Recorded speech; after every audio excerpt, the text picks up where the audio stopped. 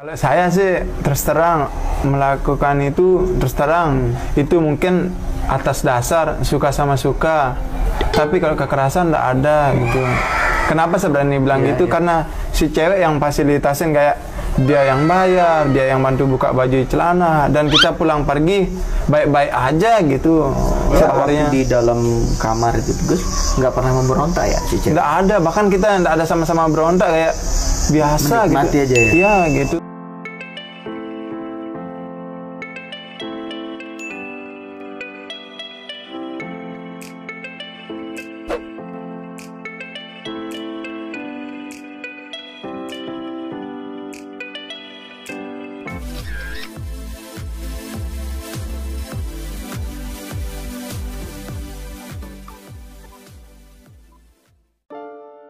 Halo guys, berjumpa kembali lagi bersama saya di Lois C. Reaction.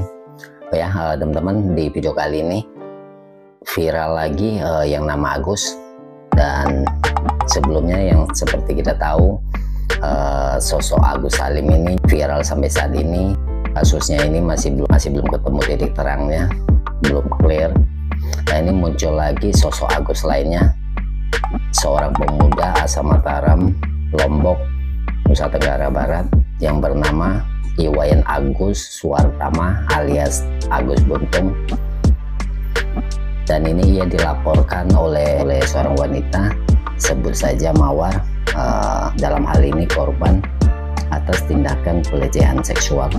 Oke teman-teman, kita langsung saja saksikan pengakuan langsung dan klarifikasi dari Iwayan Agus Suartama alias Agus Buntung. Masyarakat luas kan ingin tahu Gus, Ya. apa benar Agus melakukan sesuai tuduhan Gus? Saya pengen kalau bisa Agus ngomongnya yang jujur Gus. Ya. Oke? Ngomongnya yang jujur. Kalaupun benar, ya disampaikannya begitu. Kalaupun enggak, apa Gus yang ingin dia sampaikan? Jadi yang di mana saya melakukan kekerasan itu atau yang dituduhkan itu sebenarnya tidak ada. Kenapa Tiang berani mengatakan tidak ada? Karena keadaan Tiang seperti ini, dan saya bisa menceritakan bagaimana kronologinya yang sebenarnya terjadi. Bagaimana kronologinya Gus? Kalau Berawal saya dari kampus ingin mencari makan di Udayana, karena ada jam kosong di kampus. Saya jalan di kampus sampai ke Udayana, bertujuan untuk mencari makan. Setelah saya sampai di teras Udayana atau di Udayana, saya beli nasi sama pop es. Ya. Setelah saya memberi makanan dan minuman, saya duduk sebentar. Nah, setelah saya duduk sebentar, saya ingin kembali ke kampus. Kendala saya capek jalan, tidak kuat untuk gaya mau balik jalan lagi. Saya berpikir untuk minta bantuan kepada orang yang di sekitar sana. Pertama saya minta bantuan kepada orang yang duduk di pinggir di jalan di Udayana. Saya mengucapkan, "Bang, bisa minta tolong enggak antar ke kampus?" Yang dimana dia bersedia mengantarkan, tetapi dia bilang ingin menjemput temannya dulu, baru dia bisa bersedia mengantarkan saya. berarti Agus nggak kenal sama orang itu? Tidak kenal. Minta tolong? Ya, tidak kenal. Nah, setelah itu saya disuruh menunggu di kursi itu, dan saya tunggu, dan dia pergi, dia bilang izin mau jemput temannya dulu. Ya, saya menunggu beberapa menit itu, dan dia tidak balik-balik. Karena capek saya menunggu, saya mencoba untuk melihat ke sekeliling saya, dan saya minta tolong ke perempuan. Ketemu sama perempuan di sekitar itu? Ya, lagi main laptop. Saya bilang, "Misi Mbak, bisa minta tolong antar ke kampus?" Gitu. Nah, akhirnya dia bersedia. Oh, langsung bersedia? Ya, bersedia mengantarkan, tapi dia mengucapkan, "Tunggu sebentar, saya masukin laptop dulu." Oke, berarti dia posisi sedang memainkan laptop ya, pas saya minta tolong itu. Oke, lanjut Gus. Nah, setelah dia masukin laptop, dia mengajak saya ke parkiran ngambil motor. Ya, berjalanlah kita barengan nih. Bareng kita jalan. Perjalanan itu Agus nggak pernah sempat nanya, kamu ini siapa, namamu? Enggak, Jadi gitu. apa pekerjaan kuliah atau apa? Kan Enggak ada, ya. Karena saya kan tujuan saya cuma satu, pengen diantar ke kampus, tapi kok begini jadinya gitu, saya santai Tapi aja. setelah terjadi hal itu, Agus nggak pernah sempat nanya, namamu siapa? Enggak, baik-baik Untuk- aja untuk kan. lebih dekat lagi. Saya kecapean juga, Pak. Posisi itu saya capek, lemas kaki saya juga gitu. Oke. Saya hanya bisa duduk di motor tuh, ya duduk saya digonceng. Nah, setelah itu jalan ke Udayana kan, seret lagi balik. Nah, lagi ke Islamic Center itu. Nah, pertama sekali motor satu, lagi dua. Nah, pas yang ketiga kalinya tuh dia bilang, kamu di mana ini? Saya sudah sampai di Islamic Center, dia bilang gitu. Dan saya tidak bisa berhenti duluan sebelum kamu berhenti duluan. Katanya dengan temannya si Iya. perempuan ini. Ya, kan HP-nya di helmnya Ya, gitu. Agus dengar ya. Ya. Oke, terus. Nah, setelah itu dia 2 kali 3 kali muter. Nah, pas yang keempat limanya itu, yang terakhirnya muter tuh, ketemulah sama seseorang pria 2. Saya sudah berhenti ini, enggak kenal. Saya sudah berhenti ini. Oh ya, tunggu dah di sana, dia bilang gitu. Nah, akhirnya dia tunggu sana. Nah, saya ini terus terang diputar-putar ini kan kebingungan. Nah, sampai yang keempat limanya ketemu saya sama cowok itu, stop dah. Nah, seketika cewek ini diam, melihat di sekelilingnya kan rame kayak orang berinteraksi biasa lah gitu, kayak setiap harinya. Nah, terus tiba-tiba dia kayak apa namanya, peluk yang cowok itu gitu. Si perempuan ini memeluk teman. Teman, Nggak tahu siapa lah yang ya, pria nggak ini. tahu. 2 pria ini dah turun dia kan. Nah, peluk dia yang apa namanya, Pria yang itu. cowok ini ya dipeluk, dia seret, dia peluk. Setika ada kejadian apa-apa gitu, saya turun. Saya Turun dan dari saya, motor. ya, terus saya berdiri kayak gini, tapi izin aja. Boleh. Gini saya berdiri. Nah, seketika langsung ada temennya itu yang moto gitu. Yang lagi satu moto, yang satu meluk, cekrek di moto. Pas saya posisi kayak gini. Nah, setelah itu terus ada temannya itu marah-marah. Kenapa kamu bisa naik di motor ini? Dia bilang gitu. Terus saya izin jawab, saya bilang gitu, saya minta tolong nganter ke kampus, Pak. Tapi kok bisa jadi begini? Dia bilang gitu.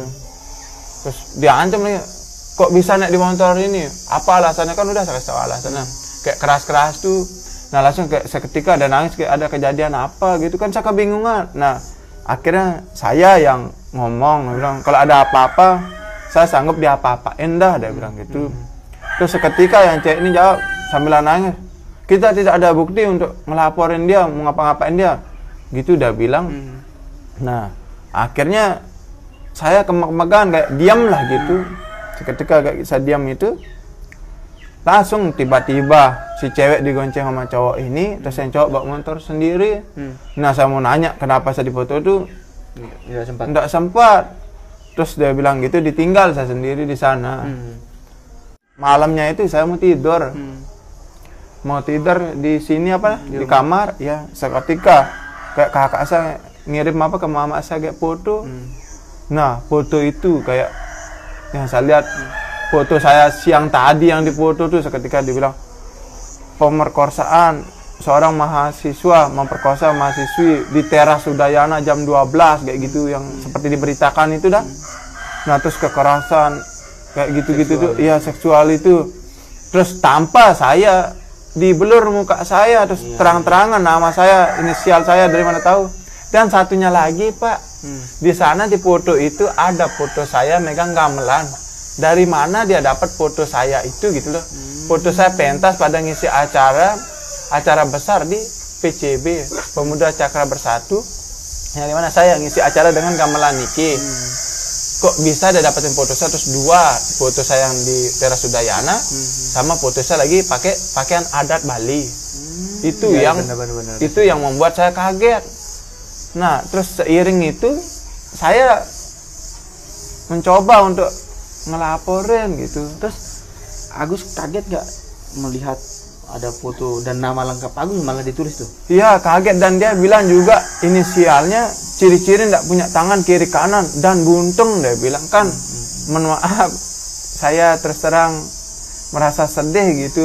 Ibu bapak saya tidak pernah bilang saya kayak gitu. Kok tiba-tiba berani kayak gitu, dan tidak ada belum apa-apa sudah dipiralin gitu. Itu yang membuat saya sedih. Orang tua di rumah, Gus. Terus terang aja keluarga saya nggak ngerti HP, terus terang nggak ngerti namanya apa media atau Facebook atau namanya media sosial itu. Saya hanya bisa sedih, diam, terus orang tua saya kayak nggak bisa ngomong apa-apa gitu. Saya juga mau jelasin bagaimana, hanya bisa terdiam aja dan berdoa aja, terus nyerahin sama yang di atas. Itu singkatnya. Oke, Gus. Ya. Agus, terus sekarang kuliahnya Agus bagaimana? Nah, kuliah saya masih, tapi setelah saya begini, Pak, saya dijadikan tahanan rumah. Saya nggak bisa kemana-mana, gitu. Hanya diam di rumah, nggak berani keluar, hanya duduk, diam, gitu. Makan ya makan, gitu. Terus sudah selesai makan lagi tidur duduk. Terus terang, Pak, saya merasa kayak bosan, pingin saya keluar sekali waktu. Dengan keadaan saya kayak gini, nggak traveling itu kayak nggak bisa saya ngomong-ngomong, gila saya rasanya, Pak, kayak aduh mau ngomong sama siapa, mau berbicara sama siapa biar saya dapat keluar gitu. Baik, saya kembali bertanya, Gus.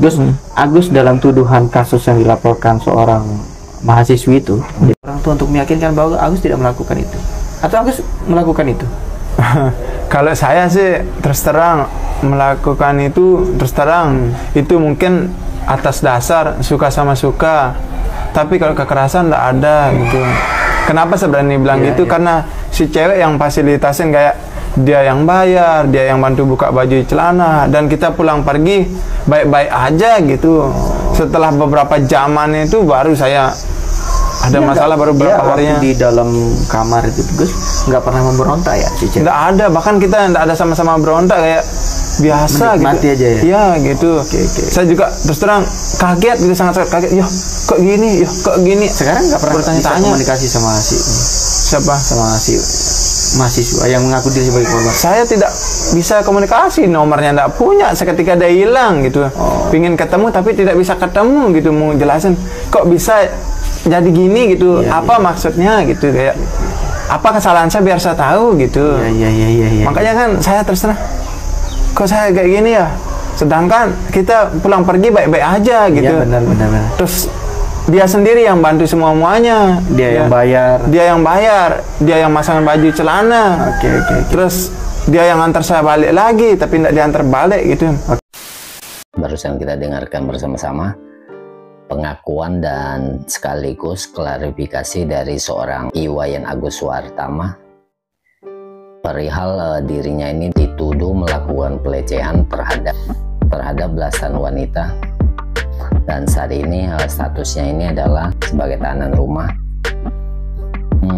Dan ini yang cukup menarik adalah pengakuan dari Agus Buntung ini yang seperti yang kita dengarkan barusan. Kejadian tersebut adalah atas dasar suka sama suka. Ini cukup menarik ya, pengakuan Iwayan Agus Suartama alias Agus Buntung. Dan gimana menurut tanggapan kalian, guys? Oke, teman-teman, terima kasih sudah menonton, dan mungkin sampai di sini dulu video kali ini. Oke, akhir kata, see you next video. Bye bye.